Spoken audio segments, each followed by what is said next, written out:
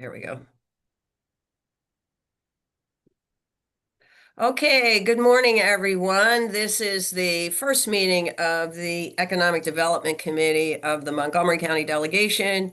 I'm the chair, Linda Foley. Appreciate everyone getting up early, right after the first day of session. My goal here with this committee, since we only have two bills, is to move through this work quickly, which is why I wanted to convene a meeting right away. Hopefully, we won't have more work before this committee than the two bills we have before us today. So let me just, first of all, introduce our counsel, Harry Hall. Harry, if you want to turn on your camera briefly so everybody can see you. He assists us. We also have a number of people from the county and from MCPS on this call, and they can introduce themselves as we go along. I also like to have the sponsor of the bill on the call as well. So Delegate Charkoudian has joined us to discuss. Both of these bills are hers. So unless there are any questions about moving forward, let me just remind you that when we vote, which I expect to do later in this hopefully brief meeting, you must have your camera on in order to vote. So first, I'd like to begin with a work session on MC 7-26, which is Montgomery County Public Schools local food procurement. And Delegate Charkoudian, could you just briefly again explain the bill? We did have a hearing on this bill. We had a hearing on both the bills. Delegate Charkoudian, could you briefly again explain what this bill does? Yes, good morning. Thank you, Madam Chair, and thanks for inviting me to be part of the conversation. So this bill, people might recall that at the state level, we created this definition of a certified farm and certified fish in the goal of increasing the amount of Maryland farm food and Chesapeake Bay invasive species that are harvested and sold and consumed in Maryland state institutions. For all the reasons that I probably don't need to go over with this group, but related to economic growth and development within our state for both of those industries, related to the health of individuals consuming those goods, like fresh local produce being healthier, related to the health of our agricultural industry. And then also related to the health of the Chesapeake Bay, because the invasive species, specifically blue catfish, very high in protein, very damaging to the bay.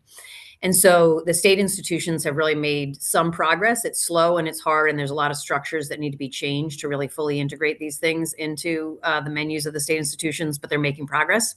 So the idea behind this bill is to really encourage and support Montgomery County Public Schools to do the same.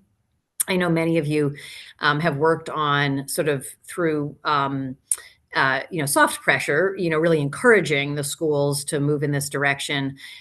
This bill is another sort of nudge in this direction. It starts with a level of transparency, really asking the school system to track, because right now I don't think that we have really good tracking of how much locally produced farm and fish we have in the MCPS.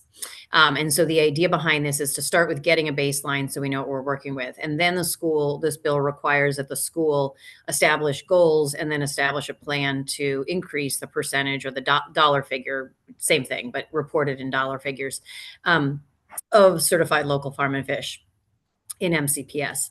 And so the process that they go through for that would also involve, a public process and input and so on and so forth. I would just say the timing of this is good, because at the same time, the Montgomery County is moving forward with a food aggregation hub kind of a thing. And the county agency on food security is taking the lead on that, working with the Food Council and others, farmers and others. And so I think as MCPS starts to really look at what are the structures that need to be in place that move in this direction, I think they'll have an opportunity also to work with that food hub. And so I think that'll be a real benefit to the school system in trying to make this happen. And I'll just close by saying you heard from a lot of farmers, a lot of parent advocates, a lot of PTA folks, a lot of folks who are really supportive of this. And I think you have access to the testimony if you need it. All right, great, thank you. Are there any questions of Delegate Charkoudian about what the bill does? Okay, hearing none. Let me just say that we have in the folder, in addition to the testimony, we do have a letter from Montgomery County Office of Intergovernmental Relations that tells us that the county executive supports this bill and requests a favorable report, and the county council has not yet taken a position on the bill. So that's where the county government stands. I would like to call on Patty Ersprung from MCPS because we haven't heard from MCPS yet about the bill. So, Patty, we'd like to hear from you if you don't mind. Yes, good morning. Good morning. Thanks for having me here. Sorry about the light. It's You're kind of fine. awkward right now. Luckily it's not in my eyes, so I appreciate that. The board has now taken a position on this bill, which is why we were not present at the hearing. I can say, as Delegate Charkoudian reported at the bill hearing, that we have had prior conversations with her before session started. So we are aware of this bill. Delegate Charkoudian did make some adjustments to the bill at our request to put the bill in a posture that we are happier with. I do have Liz Leach and Erica Walther, both from the Department of Food and Nutrition Services, here if there are specific questions about how the bill would be implemented or things of that nature. I don't know what our position would be. I know that we won't oppose this bill. It's just yet to be seen if we will actively support it or just kind of let it work its way through. I haven't had discussions with the board to know what their ultimate position will be. Okay, thank you for that. Anybody else from MCPS want to add anything? Yes, Elizabeth. Nothing particular to add, but I'm happy to answer any questions if there are further specifics questions. Okay. Does anybody have any questions or thoughts about this bill for today? Delegate Queen. Good morning. Thank you. Thank you for all getting up and talking to us. So I think that from our side, I think the bill sounds good. I understand the school board is saying they won't oppose it, but they're not sure that they will support it. Is this due to administration issues? How can we actually make this happen and the cost it might incur? Can you give me some insight into what might be some of your reservations, if that makes sense? Yeah, so I mean, the question on the position is simply because I haven't had a discussion with the board yet on this bill. The process that I came into when I took this position was that we don't really get involved at the local level. The board kind of waits until anything makes its way out of the delegation, so it just hasn't been a discussion with our board. I do know that our Department of Food and Nutritional Services has some concerns about how we can track the purchases as required, but I think that the bill language is loose enough that kind of it allows us to figure that out. Also, Delegate Charkoudian was agreeable to pushing the start date of the bill out so that it gives us an entire year once the bill is potentially passed to start tracking those figures. And it allows us to set the baseline and then us to set our desired increases. So it really does give us a lot of flexibility. It's just kind of trying to figure out the method for tracking the local purchases, which we do already have quite a few local farms that we work with. So it's just, figuring out the logistics of how we get the accurate figures. And Liz can speak more to that if there is more detail that's desired. I think you said it well, Patty. I mean, as you said, this is something we're doing, right? We're serving a lot of this food already. And figuring out the data piece will take time.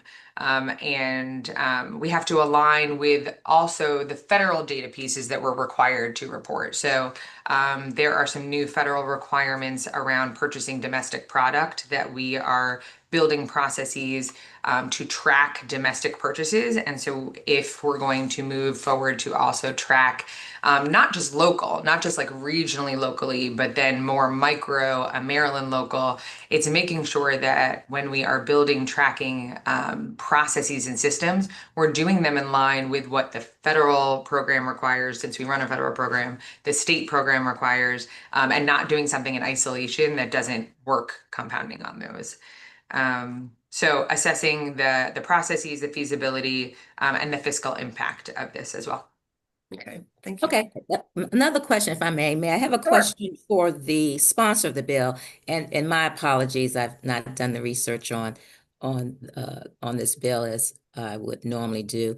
But can you tell me, Delegate, because I know we have a lot of buy local kind of campaigns throughout the country, is this modeled after some other jurisdiction where we could kind of have some insights into how it's done, the implementation is done? Is this modeled after some other jurisdiction?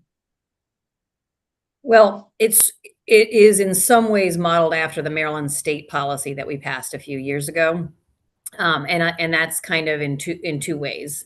One of the challenges with a lot of the Maryland purchasing of local food, and I'm putting that in quotes because like there's this disagreement about how we ought to define local. You'll hear this in some of the committees, in the General Assembly, with the Department of Ag, with the MCPS. And generally, local has been defined as regional, which has its benefits. If you say it's a 100-mile radius, it's a 250-mile radius. The challenge for Montgomery County farmers and for Maryland farmers in general is that what we've done is we've, in Maryland, put into place the most stringent nutrient management requirements on our farms in any state. And so what that means is we've asked our farmers to internalize the externalities of the impact on the bay. Now, I support that. Like, I think that's the right policy for our state. But what I've continued to say is it's then unconscionable for us to say that our local food procurement comes from Pennsylvania, Virginia, North Carolina, and states, especially in the case of Pennsylvania, that are responsible for the pollution of our bay. And so part of what I've been trying to do with local food procurement over the last, really since I've been elected, is to try to say, but how do we make sure, like regional is great, like let's celebrate regional, it's better than getting everything from, Australia. But how do we make sure that actually Maryland farmers, the ones that we regulate, that we require to internalize the externalities that leads to a higher cost, how do we then not leave them in the lurch, turn around and buy cheaper product that then is harming our bay? And so that's the certified farm program that we put into Maryland state law a couple of years ago, is any farm that meets Maryland nutrient management standards. So that's all the farms in Maryland. And then if a Pennsylvania farm wants to meet Maryland nutrient management standards, it can go through the process and meet them. And then it can be in this bucket of prioritized farms. And then of course the certified fish, is also, that's the invasive species in the Chesapeake Bay.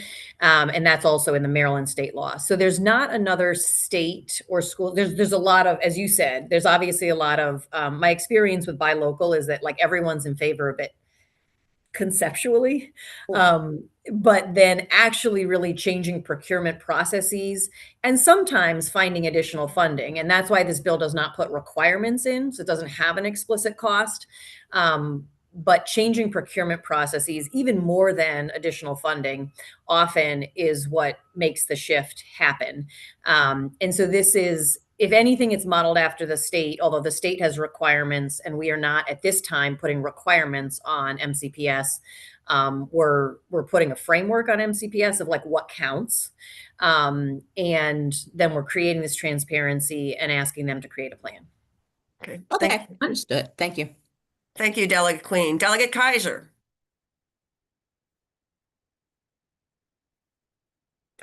Delegate Kaiser, do you have a question? Appears not. I thought she had her hand raised. I do. I do. Oh, I'm sorry. Okay, go ahead. Just, New Year Zoom malfunction. Delegate Charkoudian, thank you. I I love the idea of this, and I'm sorry I'm late because I read through everything and I prepared some questions last night. And I certainly love the idea of the local foods. I have a lot of farmers in my district. We in District 14 had a nice reception years ago from farmers that only gave us food from our district, and it was amazing.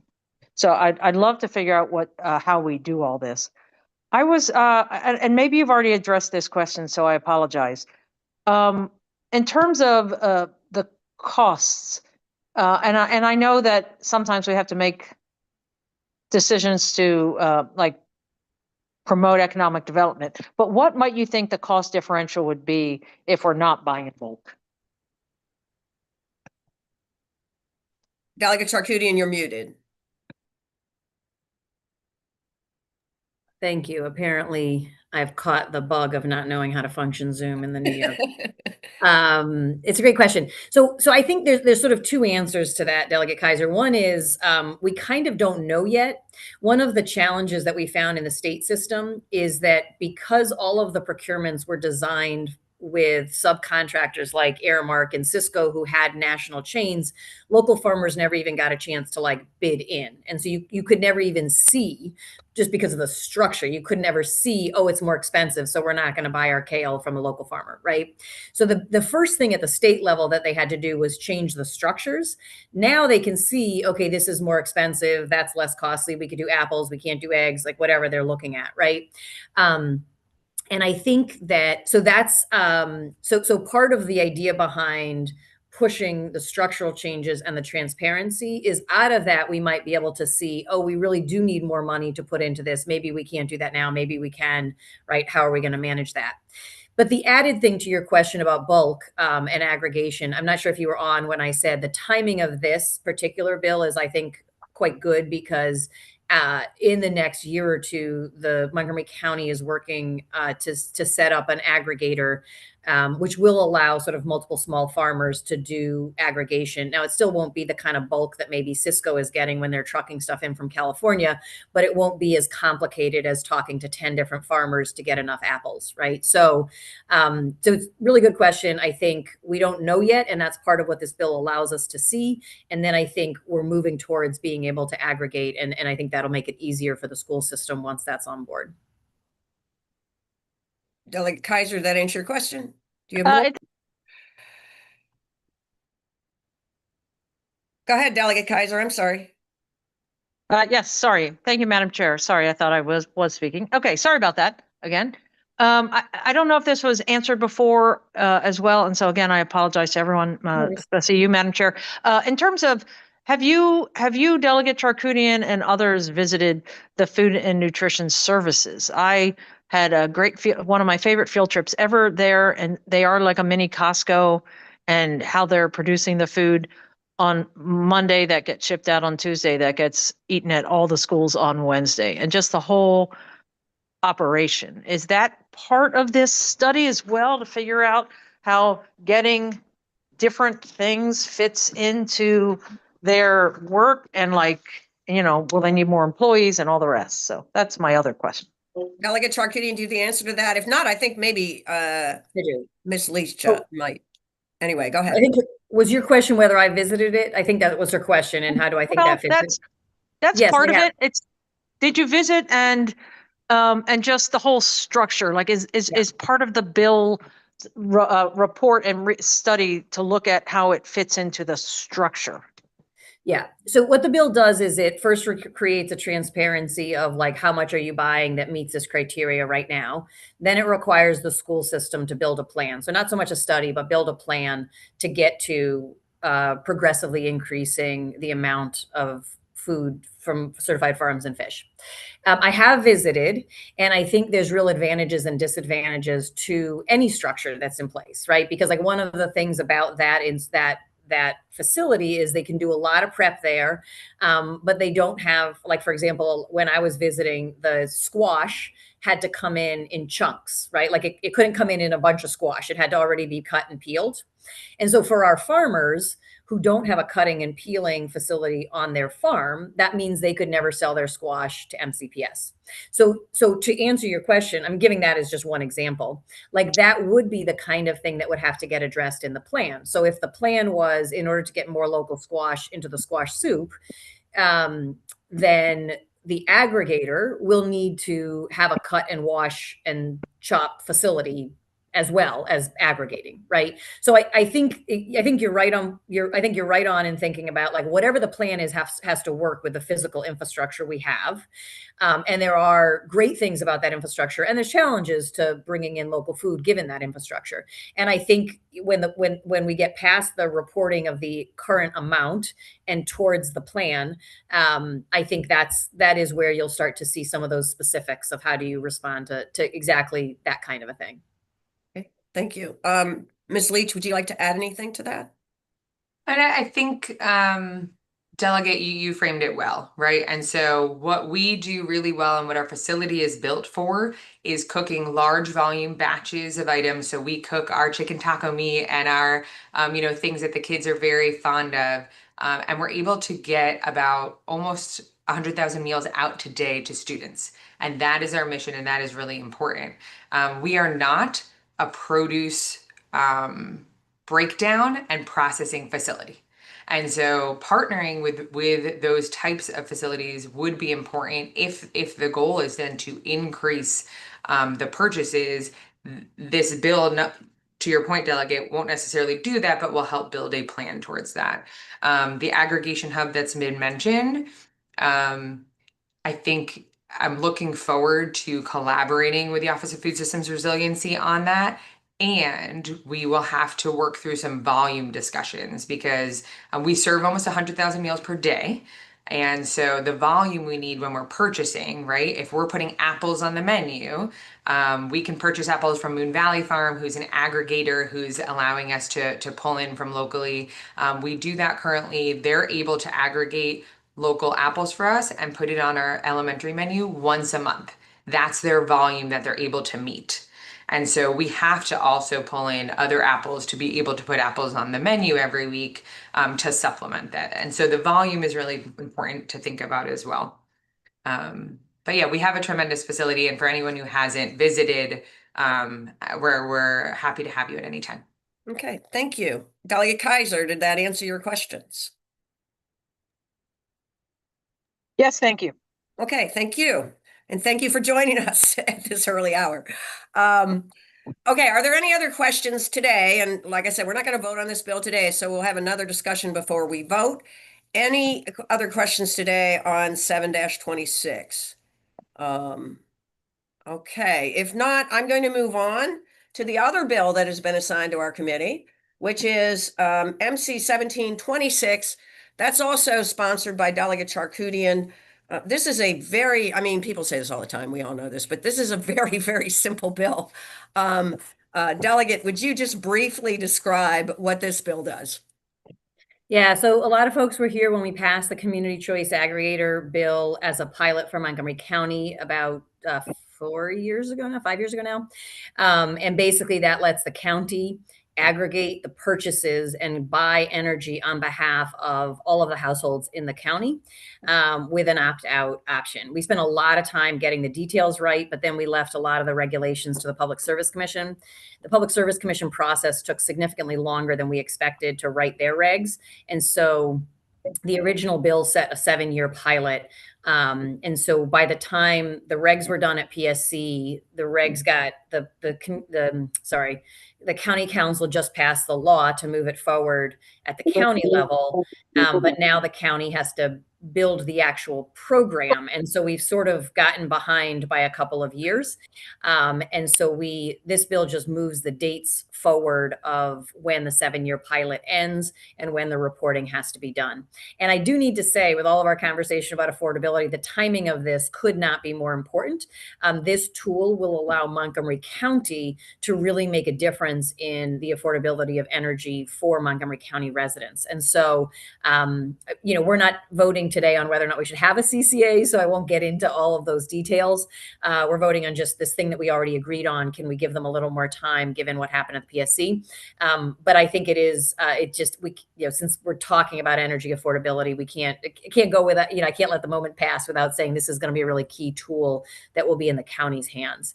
And I think we have someone from the county's energy agency here. I'll call on them in a second. Okay. Yeah. Okay. So so thank you, Delegate Charkoudian. Before we have discussion on this, again, just moving the dates to accommodate the regulation process at the PSC so that, and I think this will be important for us as we move forward and discuss this bill with constituents, so that this can actually get implemented. And so now, let me just say before I call on county officials, let me just say that the county government has weighed in on this. The county executive supports this bill, and the county council has not yet taken a position. But the memo notes that they supported the original enabling legislation and recently adopted a county bill advancing the establishment of the CCE program. So I think the county seems to be favorable on this. Anybody from the county want to weigh in? I see a few people from the county on here. Garrett? Yeah, thanks, Madam Chair. Nothing to add to the introduction that Delegate Charkoudian gave. We're in support. Thanks. Thank you. All right. Do any of the delegates have any questions about this bill? All right. Seeing none, I'm going to remind the delegates on this call, you need to turn your camera on because we're going to be voting here. Okay. So please, if you're a delegate on the committee, please turn on your camera. Are we voting on this today? Yes, we are voting on it, hopefully momentarily. Just one question before we vote. Will you state for the record what the date change is? So we'll have. Oh, yes, of course. Thank you. So the date change in the bill, the original date to begin, the drop dead date, I'll call it, to begin, was April 1, 2024. That's changed to 2026. And so because that was moved later 2 years, all the other references to the timeframes in the bill are changed. So instead of the ending being 7 years after the beginning date, but not sooner than April 2031, it's now 9 years after the beginning date. And then, the other references, I think there are two other references, are also adjusted accordingly. So basically, it's pegging it to beginning April 1, 2026 instead of April 1, 2024, which obviously has passed. So that means that the end dates have to be moved too. And that's basically what it does. Okay. So delegates, turn on your cameras. And are there any other questions? Any other questions about the bill? Seeing none, I will now entertain a motion to Motion. move. Motion. You got a hand up by Kaiser. I see that. I see that. Okay, it's been moved by Delegate Frazier-Doggo, but Delegate Kaiser has her hand up. Oh, okay. Delegate Kaiser, you cut out again. Okay. I keep being muted by the host. Okay, thank you. Could someone remind me how to turn my microphone on? My video on. I'm having trouble. Are you so I can vote. I'm on my phone. Ralph, can you help with that? Because I don't know that I can. He has. Thank you. Okay, you got it. All right. Everybody's on now. Thank you so much. All right. Seconded. The motion seconded by Delegate Wims. Any further discussion? Hearing none. All those in favor of MC 1726 signify by saying aye. Aye. Aye. Or raise your hand. Any opposed? All right. We will report it out favorably to the delegation. That's all of our business for today. Thank you so much for getting up so early in the session. As I say, my goal is we're having a busy session. I want to get through this business as quickly as possible. Next week, we'll have another meeting and with the aim of voting on the bill we discussed earlier, 7-26. Thank you very much, and we'll see you on the floor. Oh, motion to adjourn, I'm sorry. So Delegate- moved. Moved by Delegate Wims. Is there a second?